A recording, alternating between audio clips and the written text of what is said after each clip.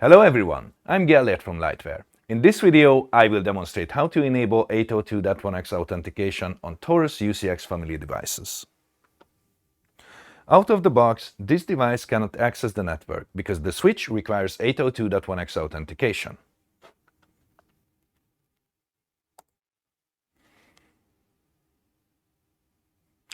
As expected, there is no valid network access.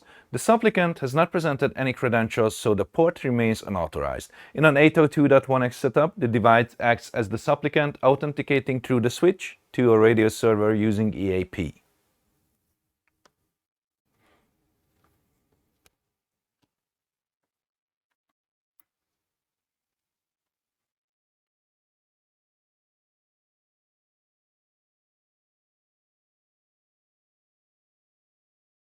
After connecting directly to the device, 802.1x can be enabled.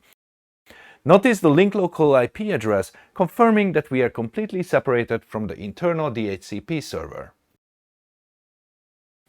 The EAP method is set to EAP TLS and the required credentials are uploaded: the trusted CA certificate, client certificate, and private key.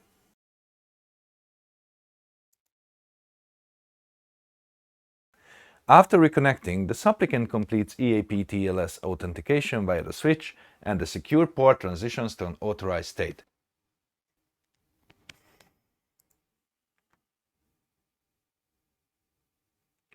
The port is now authorized and normal communication is possible.